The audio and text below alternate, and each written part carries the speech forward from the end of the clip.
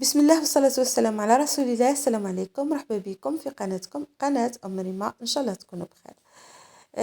صحة، صيامكم، رمضان مبارك إن شاء الله للمرة الثانية. اليوم جبت لكم أو رايحين يعني نوجدوا مع بعض وصفة الصامصة تاع المحلات، تجي أحسن تاع المحلات. يعني خدمتها بسهولة بدون طابع، يعني بدون آه، يعني أي تعقيدات، وتجي بنتها رايعة وتجي خفيفة وتجي مبسة. يعني واش نقول لكم، واحد الصامصة احسن تاع المحلات يعني بشي كتير كتير.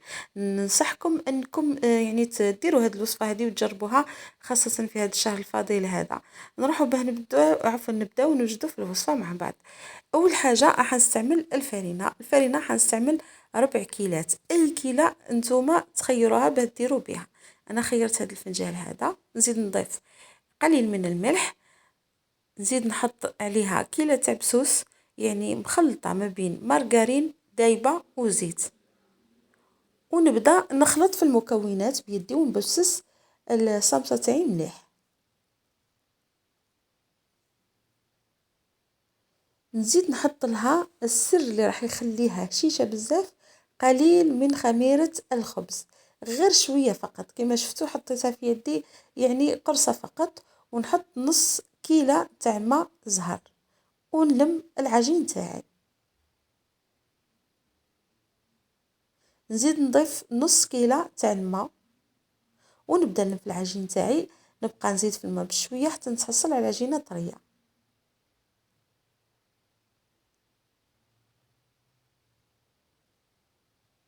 نعجنها شويه البنات.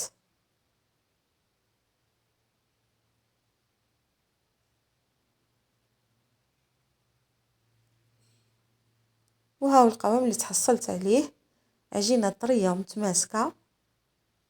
نغطيها بالبلاستيك ونخليها ترتاح مده نص ساعه، ونروحو نوجدو الحشوه مع بعض. نحط 3 كيلات تاع كاوكاو، نفس الكيله اللي كيلت بها، محمص ومرحي به بقشورو. كيلة إلا ربع من السكر، يعني السكر العادي. الحلاوة كل وحدة والذوق تاعها، إذا حبيتوها شوية ناقصة حلاوة نقصوا السكر، حبيتوها زايدة زيدوا كملوا كيلة كاملة. نحط قليل من القرفة المرحية، ونخلط المكونات الناشفة مليح، ونجيب ما زهر، ونبدا يعني نلم في هذيك الخليط حتى نتحصل على خليط يكون متماسك نوعا ما، يعني ما يكونش جاري، يكون يتلم ويكون متماسك.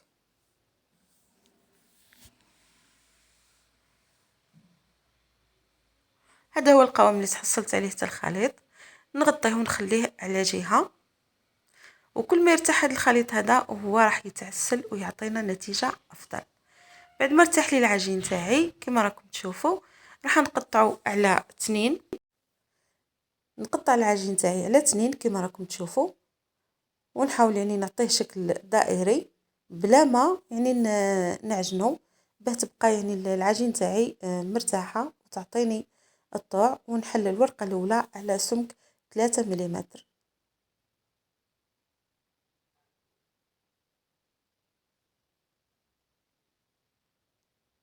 بعد ما فتحت الورقة الأولى نحطها على جهة، ونزيد نفتح الورقة الثانية نفس السمك. نرش الفرينة باه ما تلصقليش يعني في طاولة العمل، ونفتحها.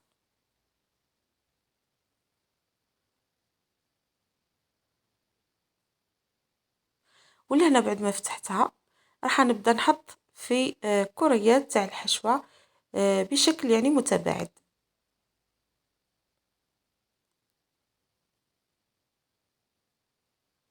كما راكم تشوفوا يعني ما حطيتهمش حدا بعضهم، يعني لاصقين في بعضهم. كانوا بعد شويه حطيتهم بعد شويه. ندهن هذاك ليسباس ببياض البيض، ونحط الورقه الثانيه عليها كما راكم تشوفوا، ونضغط ما بين هذوك الكريات تاع الحشوه باه العجين يلصق في بعضه كما رايحين تشوفوا بإذن الله. هذه هي الطريقة. ولهنا نجيب الجرارة ونحاولوا نقطعوا هادوك يعني الكريات هذوك تاع العجين والحشوة اللي في النص نديروهم مثلثات يعني بكل سهولة.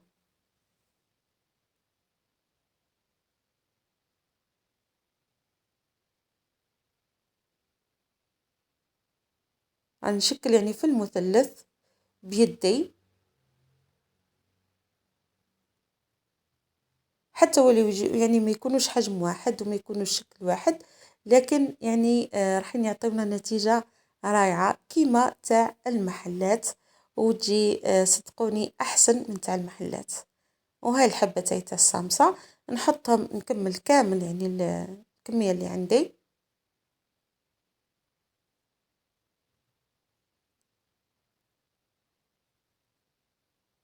خليتها ارتاحت مدة 10 دقائق وراح نبدأ نقلي فيها بعد ما يعني نحضر لها العسل تاعها اللي كنت درته معاكم من قبل.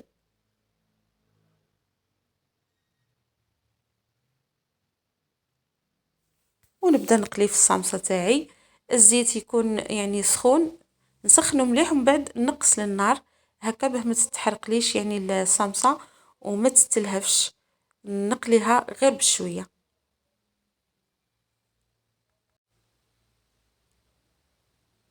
نحط كميه لبس بها في المقله ونقلي يعني تقريبا قليتها على مرتين الكميه اللي عندي. شوفوا كيفاه تتنفخ يعني، وديروا فيها هذوك الفقاعات تجي ولا اروع وسهله واقتصاديه. مباشرة الزيت نحطها في العسل، يعني المقلة الأولى حطيتها يعني كما شفتوها، وهذه المقلة الثانية، وبعد ما نعسلوها مليح نحطوها في كسكاس ونقطروها مليح.